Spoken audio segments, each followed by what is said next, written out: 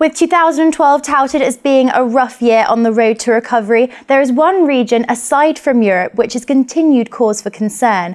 We've invited Dr. Christian Koch, Director of the Gulf Research Centre, into the studio for a two-part interview where we'll discuss the Arab Spring and Iran and oil prices. Dr. Christian, thank you very much for coming into the studio. Thank you for having me. Now, the term Arab Spring is used to describe a series of uprisings that took place in the Middle East beginning last year and continuing into this year. Can you give us sort of an overview of these uprisings briefly? Well, certainly. What I think was really turned the Arab world upside down, what we've seen, the events in the last couple of years. We've seen already 3 governments fall, Tunisia, Egypt, Libya. We've seen a change of government in Yemen. We see the continued situation and possibly a civil war breaking out in Syria. In the end of the day, the whole Arab world has been impacted by the changes that have come about. The underlying factors are not new. If you go back to something like the Arab Human Development Report from 2002, you see the problem of unemployment, especially among the youth, a large demographic scene dominated by young people. You see issues of corruption, accountability, transparency. They have been there, the underlying factors. This has all come now to the forefront. And I think we're in for a period of quite a bit of instability for the next sort of decade until we find political mechanisms in place that will bring the Arab world to a level of stability once again. What impact has this had on the economic outlook of the region? Well, it certainly made it a little bit more difficult. We've already seen the tremendous economic impact that the uprisings have had in Tunisia and Egypt and Libya, not only regionally on the countries themselves, but I think also more broadly for even the global economy. If you're thinking about Libya, for example, and the absence of oil production from the country and what that has meant for the global economy. But domestically, of course, we've seen the tremendous decline in GDP, in income for the countries, tremendous fall in rates for Tunisia and Egypt in terms of foreign income, in terms of tourism development, etc. And I think this is going to continue for a while because the internal domestic situation is not necessarily going to calm down very soon. I think we're still in for a period of instability. So in terms of investment returning to the countries and building up the domestic economies, it's still going to be a very volatile period upcoming. Egypt particularly was a recipient of FDI among emerging markets. Do you think therefore that the appeal for global investors is going to continue to decline? Well, it's going to be very volatile, I think, overall, because one has to look at how the political situation in Egypt evolves.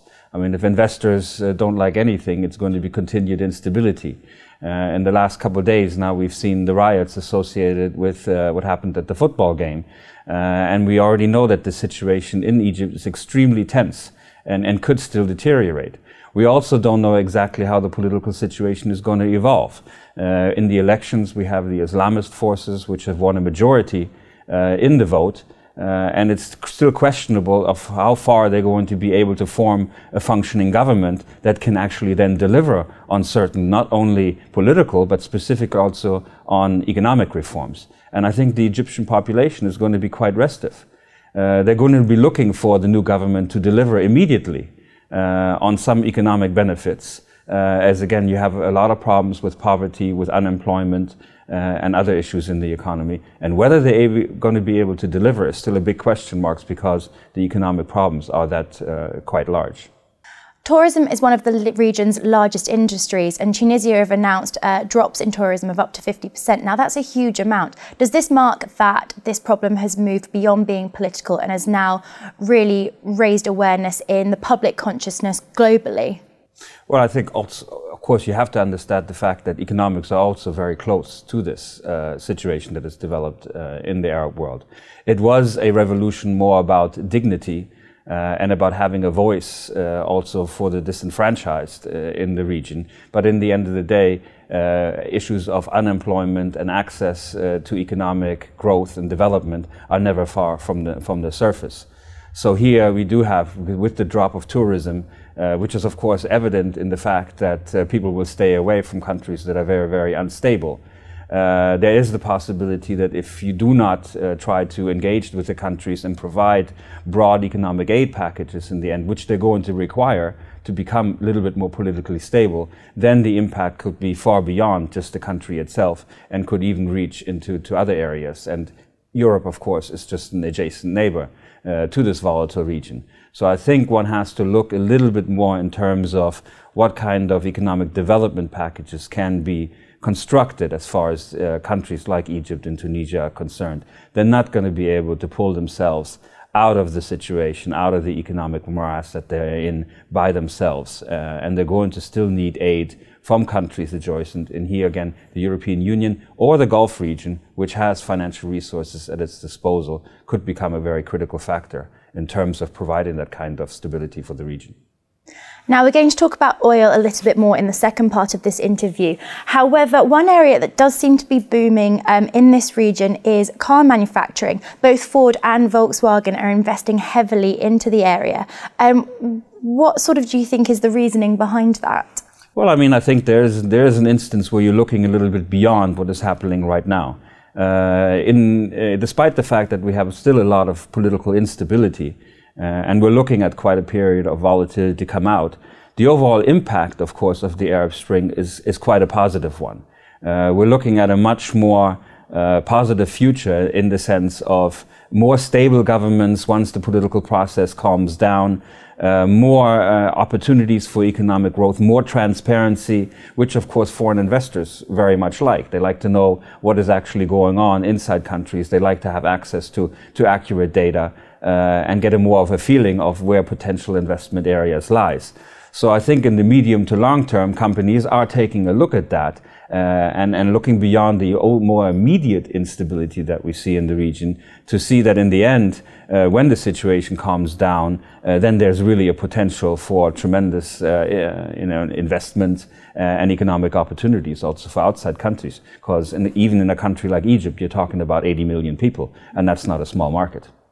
France is predicting that Senegal could be next to fall. Who do you think are going to be the key players in 2012? Well, I'm not so familiar with what's exactly going on in places of Africa, but I think you're going to see, again, continued instability throughout the Middle East. The situation in Syria is going to be extremely serious. Syria is in a very strategic regional place. It's already quite evident that an interventionist campaign, as one has seen in Libya, is not going to be possible in Syria. Syria plays an important role as far as Iran's intentions in the regions are concerned, close alliance. So there are lots of geopolitical factors in place, and one should take a close look at what this impacts on Syria. We even seen this translate into issues on the UN Security Council, with Russia taking a very hard stance in terms of trying to prevent a far-reaching resolution on Syria. But I think Iran would also be one factor to watch. The economic situation there is becoming increasingly dire. The political situation might not be too far along. Iran has parliamentary elections coming up, and that could be something to watch as well as far as the broader Middle East is concerned. But there are also some positive factors as well. We discussed Kuwait previously to this, that they could be quite a key country in this region in future activities. Well, I think overall there are many more positive examples if you think a little bit more medium to long term than if you just concentrate on what's currently going on in the region. You have political processes completely opening up. You see reforms being instituted in a country like Morocco. Jordan is taking steps in that directions, and even sometimes this notion of the Arab Gulf monarchies being too far immune from what's happening in the region. You see political processes out there where you see a strengthening of institutions, where it's slowly a system that's moving away a little bit from the very personalized politics that we have seen in the past. And this opens avenues for people to participate in the governing of their country. So these are all positive examples that just simply take some time. You can't simply impose systems on one country or another and then hope that everything is going to go absolutely smoothly and very stable. It is a system that is a process that takes sometimes years to settle down, that has volatility included in it, but the outcome, I think, one should be relatively positive on. Christian, thank you very much. Don't go anywhere, as in the second part of this interview, we'll be discussing Iran and oil. For now, though, goodbye.